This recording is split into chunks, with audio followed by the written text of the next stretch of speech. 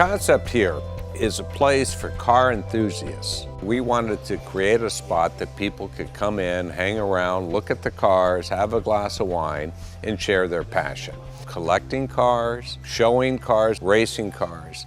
Everyone has a story to tell. We decided to do the cars and decided to do wine lockers so I could call it Auto Vino. I liked that name. Meanwhile, the local Ferrari dealer got a hold of me. They had someone approach them about doing a winery in car storage.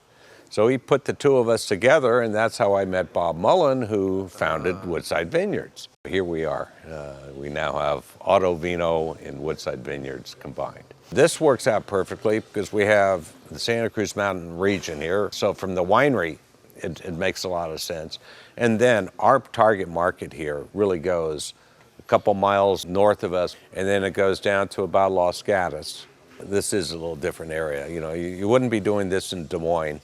And now today, what we have is some people from the BMW club that stop by. You see they're using our basic club facilities. Have the Army-Navy game on TV, some guys playing pool, and other guys talking about cars. And this is what we want. We want every car group to be here. We've had the Ferrari clubs in here, the Mercedes, Packard Club, and we just want to be a spot for all the car enthusiasts where they could come and hang out. These are individual collectors, people who might be out of garage space. There's not a set profile, except they're enthusiasts. We go from having some relatively young people, because they have little kids, they're afraid of the, little tricycle rubbing up against a car, to people who are downsizing in life. And so they're moving out of their bigger place that has 6-car garage, and what do they do with that 1 or 2 cars that they still want to keep? This car's here, it only races. He has another car that he only shows. Once again, another gentleman has about 4 or 5 cars, and he's out of space at home.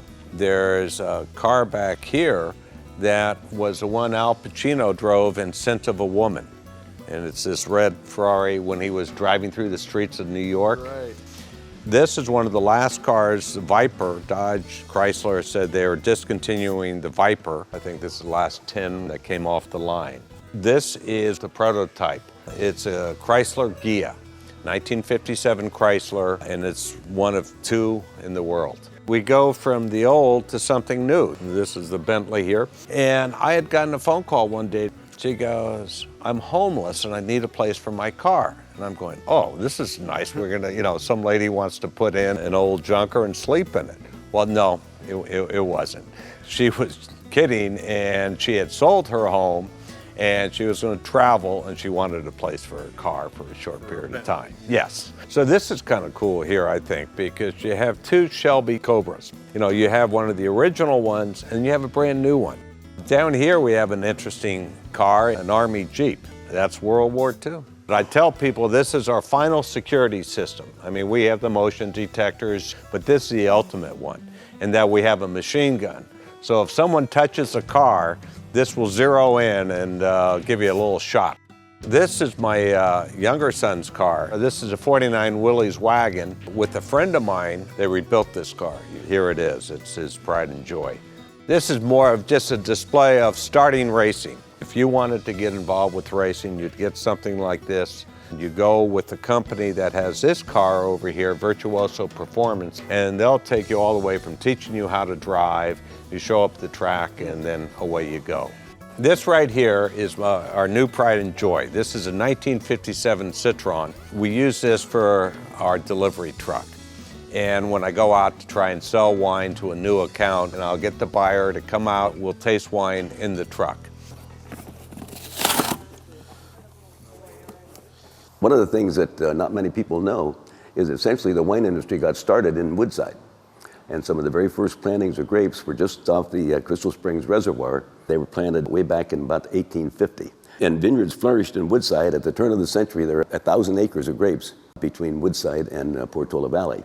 Some of the oldest Cabernet grapes and Zinfandel grapes in California are La Cuesta Vineyard, planted in 1883 by Emmett Rixford. It closed down for Prohibition. 2 friends of mine bought property when that place got subdivided, and they kept some of the old vines on their property. So when we produce our La Cuesta wine today, it comes from those vines that were originally planted in 1883.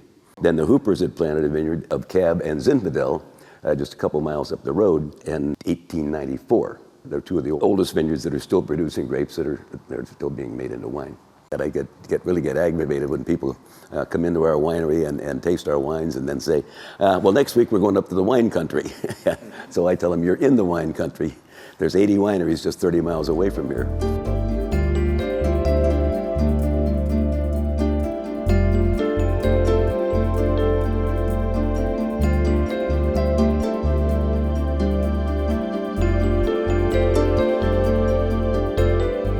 We currently manage 26 vineyards, almost all of them in Woodside. And like much of the Santa Cruz Mountains, it's Chardonnay and Pinot Noir. We're a cool region one here. We would be more similar to the Carneros wine, but you go further north in those valleys, you don't find Chardonnay above St. Helena. You don't find Chardonnay and Pinot Noir very far up in the Sonoma Valley.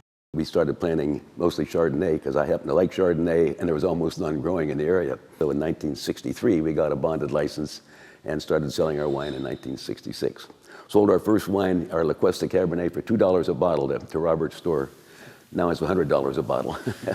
Lately, we planted mostly Pinot Noir. We plant our vineyards on people's side yards and backyards, and they want to have something that's guaranteed to mature, and we can always guarantee Pinot Noir. But now we're back to planting Cabernet because we're a little shy on that. We've had Cabernet and Zinfandel grapes growing satisfactorily here for over 100 years, so they can be done. But for example, we harvested our Pinot Noir in early September. We harvested our last cab on the 21st of November this year. We intentionally make it dry. We try to make a Chablis-style wine. Premium wines are designed to go with food. They're not sipping wines. We don't want them big and round and buttery. We use 4 different grapes: Chardonnay and Pinot Noir, Zinfandel, and Cab. With either our Zinfandel or our Cab, we make a port. With some of our Chardonnay and Pinot Noir, we make a sparkling wine.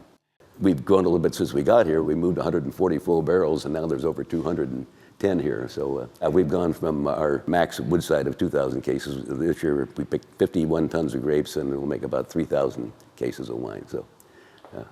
And now it's up to Buff and I to get out and sell it. Today we have Chardonnay, Pinot Noir, and Cabernet from the northern region of the Santa Cruz Mountains. And we're going to give it a little try here. Of the Santa Cruz Mountains, we are one of the coolest because of our positioning on the peninsula close to the ocean. We're about 10 miles as the crow flies, and then we're about 3 miles from the actual bay. So we got a lot of inversion there that really cools our growing season and extends it, which translates to longer hang time, which gives us really nice flavors. So it's later than most regions of California and of the Santa Cruz Mountains. Cheers. This almost gives you almost a green apple flavor, not present in a lot of Chardonnays. Most of them are the very ripe pears, tropical fruit, pineapples and stuff. This is really a brighter, more focused Chardonnay because of our season, because of the grapes, and also a mineral tone that kind of echoes through the Santa Cruz Mountains. It's really what we strive for, to get wines that are balanced, that match with foods, rather than cocktail wines that are good for appetizers. Beautiful. Now we have the Woodside Estate Pinot Noir. This is comprised of about 3 vineyards. Woodside Estate, Bob Mullen's former vineyard there. One in actually Portola Valley. And the 3rd vineyard is the late Bill Walsh's vineyard. Right now it's dominated by an earthy quality. It's got some what they call damp forest floor. Smells fresh. Rather than just a simple perfume, it's more of a complex perfume. Here we have the 2005 La Cuesta. Wow. This is our flagship wine. This comes exclusively from the La Cuesta vineyard. This is our heritage wine that there's only 48 cases in the years that it stands on its own. In the years that it does not stand on its own because of the season, it gets blended into our estate Cabernet. This wine, it plays tricks on you. It likes to change and evolve. It can fill a room once it has a time to release its aromas. Most Cabernets of California, the warmer regions, have more of a ripe berry, brambleberry type aroma. This has a cherry. Only the oldest vineyards can get that cherry character to it, so it's very unique in this sense. Dark, once again, beautiful color, There is an earthiness to it or a briariness. You can taste 10 Cabernets from all over the state, and you can pick the one or two that are in there that are from the Santa Cruz Mountains by that briariness. That's kind of echoes throughout the Santa Cruz Mountains. It has just this mountain-grown quality to it.